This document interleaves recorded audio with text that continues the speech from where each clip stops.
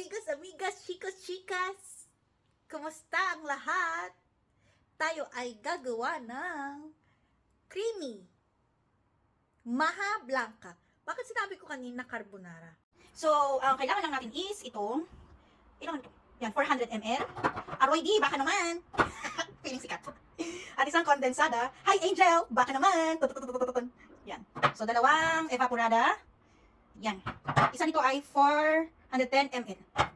At isang whole kernel sweet corn. At syempre, ang ating toppings ay ang cheese. Super easy lang. Ay, nakalimutan ko pala. Wait lang. At kailangan din pala natin ng cornstarch. Yan, nakalimutan ko yan kanina. So, yan lang. Napaka-easy. Gawin na natin siya. So, ilalagay na natin itong 1 can of coconut milk. 1 can of evap.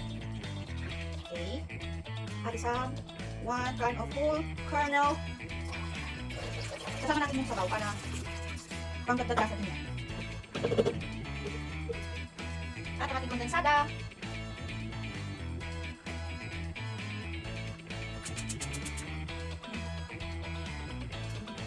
So, hihinaan lang natin. Hina lang.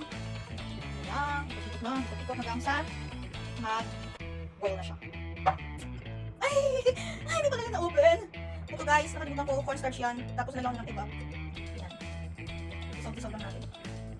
So, yung cornstarch guys. Tapos iba, nahalo ko lang. Isaw lang natin siya. Dapat ito na wala nang bubuo bang natin ito.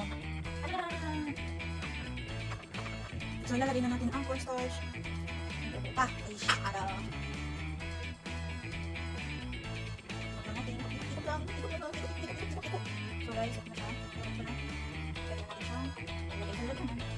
So, ayan, patapos na ating maha blanca. Maglalagay na tayo ng toppings na cheese.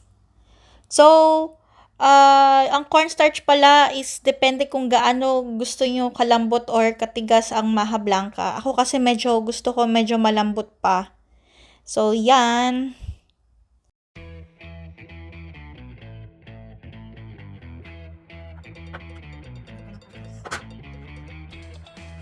Inamay ko na, malis na kami po. Okay, juicy. Damo na marami, mas masarap.